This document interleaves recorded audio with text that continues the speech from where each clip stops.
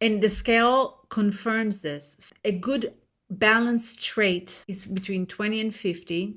Disclaimer, always remember that we want to read the whole test together. But if we looked at just empathy, we want to be between 20 and 50.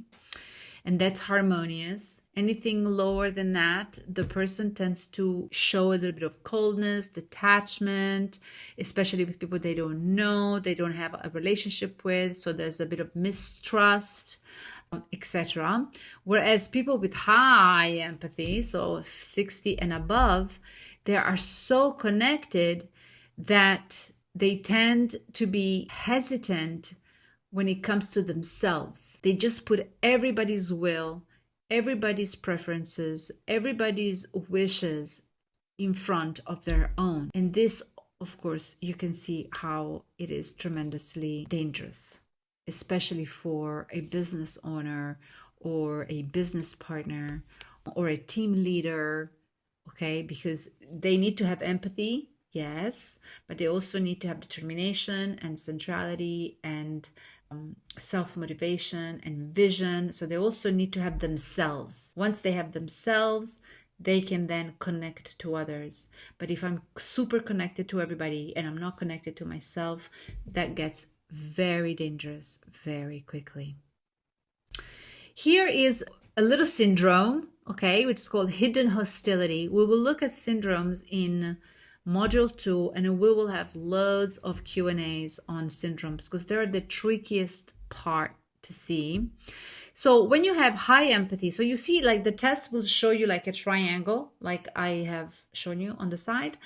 This means that a person will be hostile, but in a subtle way.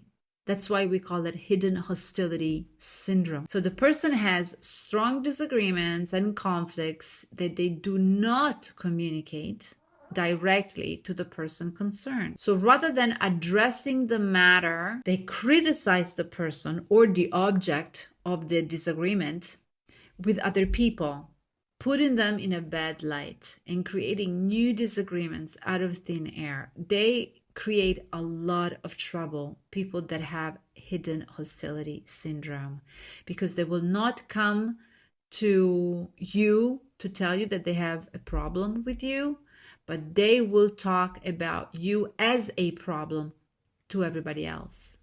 And with you, they will show, good face. They will smile and they will be empathetic. In fact, their empathy is how they get everybody else to listen to their stories, okay?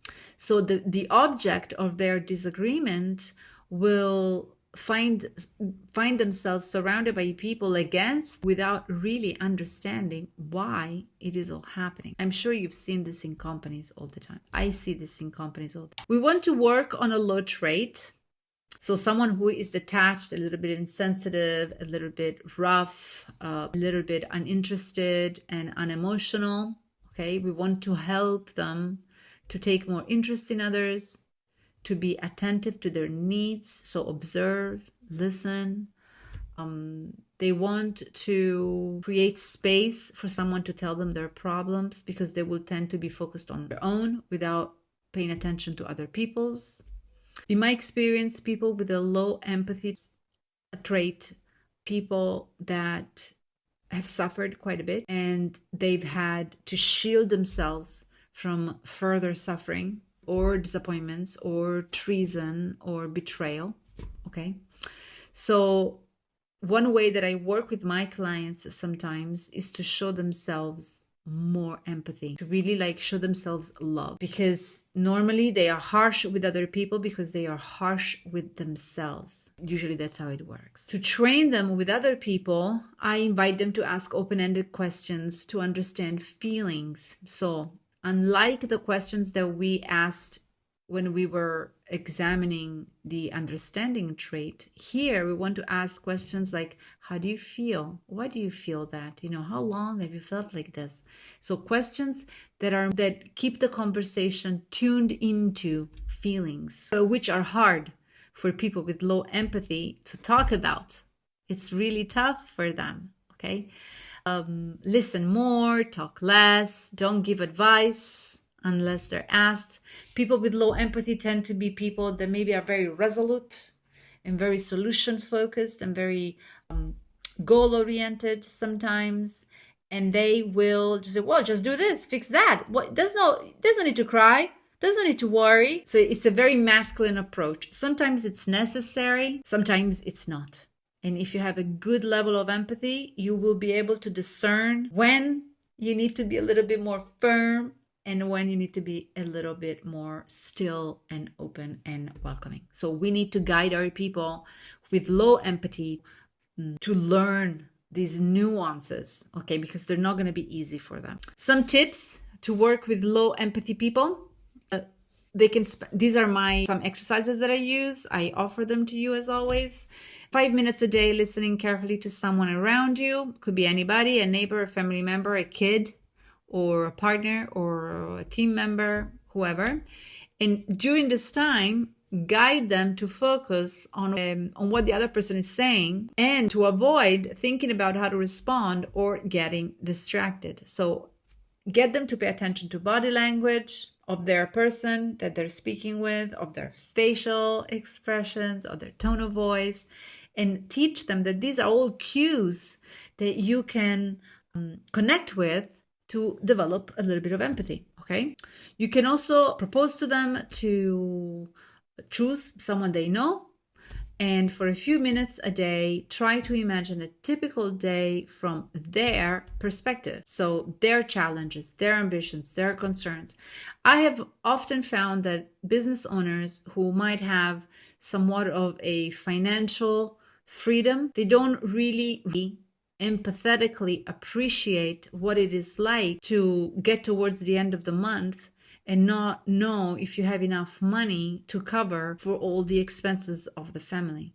That is something that they cannot relate to. Therefore, I have done exercises to guide them through these situations and describing them the kind of feeling that a parent, one of their employees, might have at the end of the month when they've got maybe to pay for the kids' school, the kids' sport, maybe they need new shoes. There's also food to pay, there's rent to pay, there's bills to pay, there's gas to put in the car, and money is not enough because maybe only one person is working in the family. Like, what does that look like for someone who has no money problem? And you help them jump into another scenario because it expands their heart. I mean, energetically, this is all heart space, right?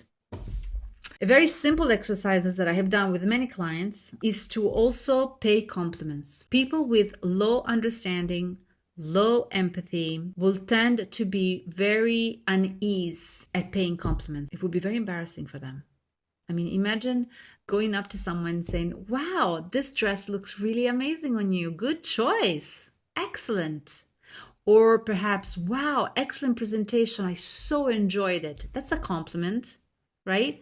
It comes natural to me. I love celebrating other people's successes and it gives me joy to celebrate them, right? But it's not the same for a lot of people. And people with low understanding and low empathy can use this very simple exercise, 3 compliments a day to 3 complete strangers or not, for 30 days. I mean, you can see how it changes them from within. Very simple. This is behavior correction.